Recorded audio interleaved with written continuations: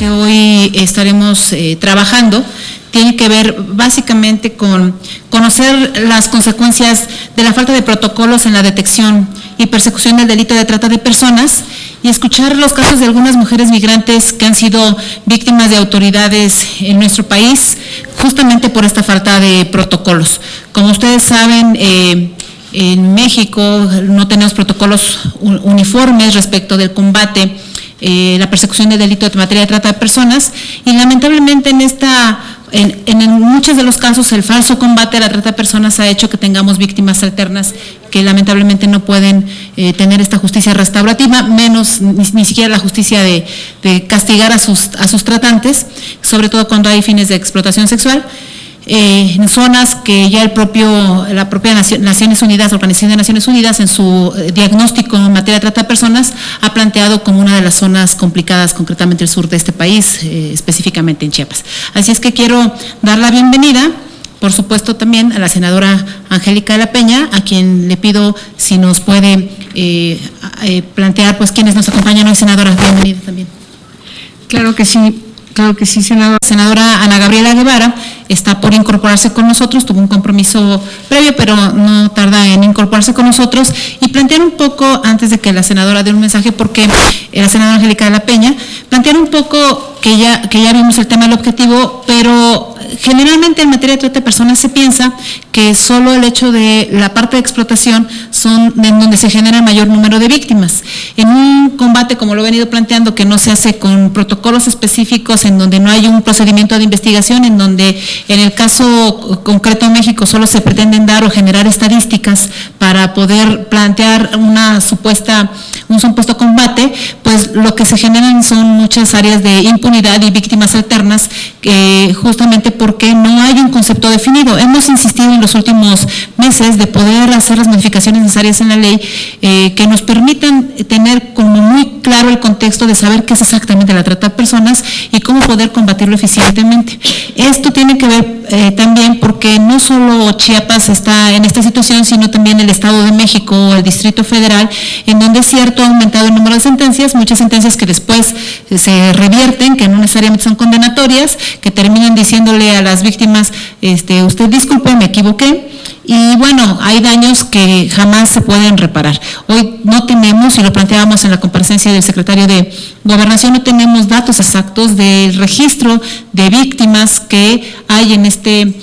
país en materia de trata de personas, porque lo que tenemos son números. Las personas como tal pareciera ser que no existen, solo tienen como una especie de sello, como en la víctima número 1 a la víctima número 1500, pero no sabemos sus nombres, sus apellidos, cómo están siendo reinsertadas, cómo están siendo, me parece que bien atendidas, en fin, una serie de cosas. Así es que yo quisiera pedirle a la senadora Angélica de la Peña, con quien hemos compartido este trabajo serio y responsable y a quien yo siempre he reconocido no solo su compromiso, sino también la expertise en la materia, pues que nos dé un mensaje antes de iniciar con la presentación de los casos ya en vivo.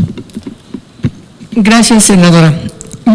El problema que he planteado en estas tres comisiones unidas, primero porque a nosotros nos busca Luis y nos busca Cristóbal Sánchez junto con el colectivo contra la trata para platicarnos sobre lo que estaba sucediendo en Chiapas, concretamente en 19 casos que hoy están en este estudio. Nos dicen que hay cerca de 200 que están en circunstancias similares y que era importante que escucháramos a quienes de una u otra manera, sin ser víctimas de trata o sin ser tratantes, sin ser explotadas, estaban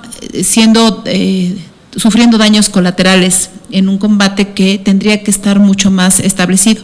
Y lo retomo por la intervención de Fernanda y de Mónica, en donde justamente las características del delito que no están especificadas y que pocas personas pueden entender la diferencia entre lo que ya Fernanda nos hacía, ¿no? Comercio sexual, trata de personas, explotación. y que la situación de Denia es una situación que viven muchos otros migrantes que lamentablemente en su camino, en su traslado a México, en su traslado también para llegar a este sueño americano a Estados Unidos, pueden estar siendo no solo invisibles, sino pueden en su intento por cruzar y mejorar sus condiciones de vida, estar a la mitad del camino. Lo decíamos hoy también, muchos de ellos utilizados como mulas en narcotráfico, como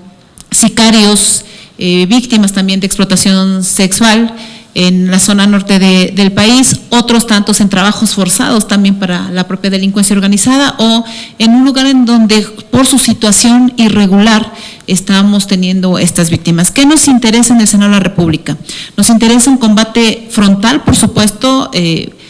pero también nos interesa un combate eficiente que nos ayude a evitar historias como la de Denia o como la de muchos otros que lamentablemente en esta redes articuladas,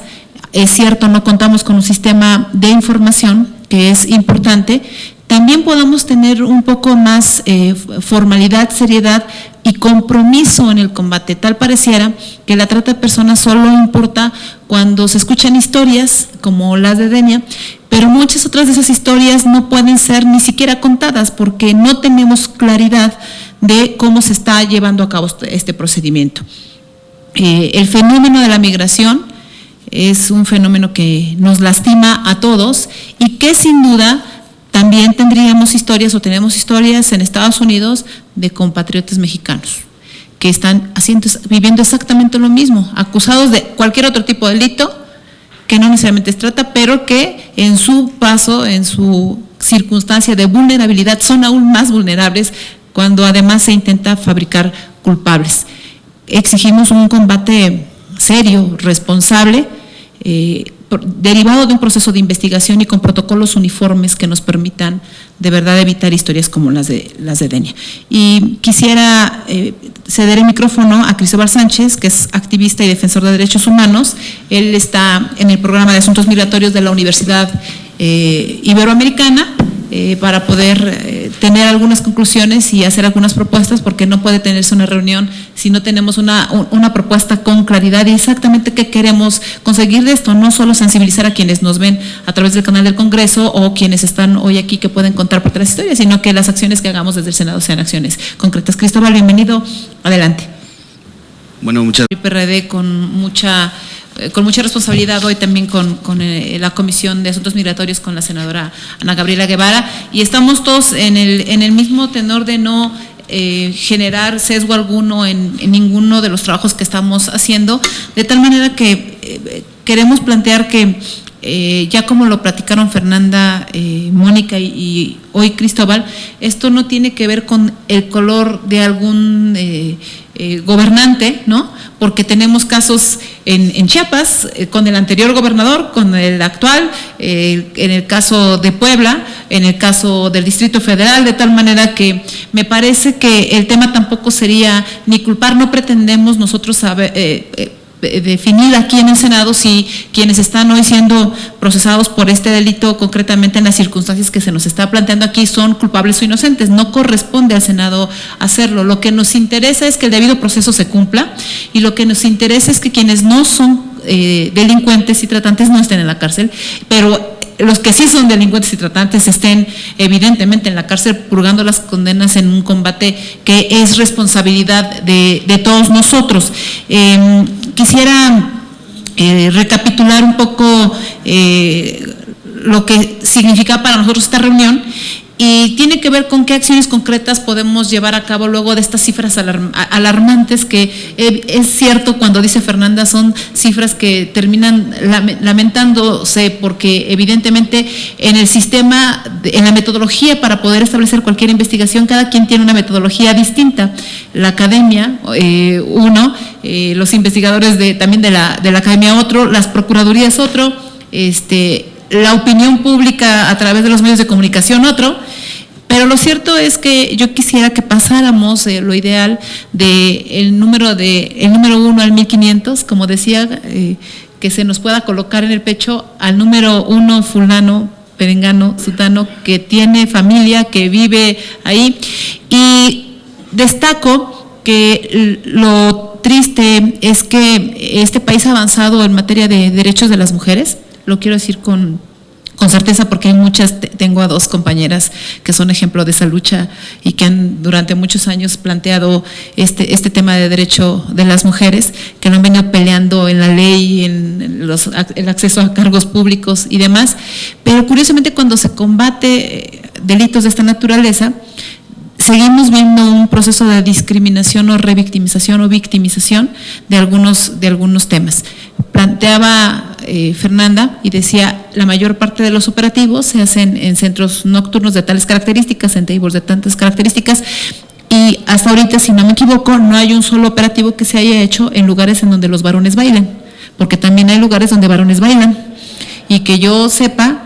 por lo menos de lo que públicamente está establecido y de las investigaciones que ustedes mismos han planteado, en los lugares donde los varones bailan, no hay un operativo de esta naturaleza, es permisible, es planteado, ahí no existe nada, es más, no existen, mejor que vayan, ¿no? Y no estoy diciendo que todos los que estén ahí estén cometiendo un delito, lo que estoy diciendo es que es una paradoja entender cómo se combate a favor de las mujeres algo en contra de las mismas mujeres, es un poco difícil de entender. Yo quisiera pasarle, por supuesto, no sé si la senadora Lucero Saldaña después de la senadora Angélica o antes, como nos indiques, después de la senadora Angélica que nos haga la recapitulación y que nos haga la propuesta concreta de un punto de acuerdo que queremos nosotros plantear, que hemos venido platicando, con algunas modificaciones que están haciendo justamente derivado de observaciones de la senadora de la Peña y que también la senadora Lucero nos hará las propias observaciones para poder plantearlo de urgente resolución y que nos permita conocer más de cerca este tema. Reitero, sin que estemos señalando aquí culpables o responsables, confío en la disposición de las autoridades y de los gobiernos estatales, concretamente hoy el de Chiapas, que nos permita contribuir a que el delito en Chiapas que está generando problemas pueda combatirse con mayor eficiencia. Y reitero también, no hay ninguna ley, ni la que podamos presentar nosotros, que desde nuestro punto de vista técnicamente está más completa, sin que no signifique no tenga alguna deficiencia que pueda ser perfectible, hasta la que está actualmente o algunas más que puedan presentarse de iniciativas válidas. No hay ninguna ley que sustituya ninguna conducta humana. Si no hay una conducta humana responsable, cualquier ley va a ser el blanco perfecto de violarse o cualquier ley va a ser el blanco perfecto de no respetarse, de tal manera que los delitos pueden seguir ahí, las conductas son las que tienen que castigarse. Lo cierto es que una ley con mejores condiciones evita mayor discrecionalidad en el manejo de estos temas. Senadora Angélica La Peña.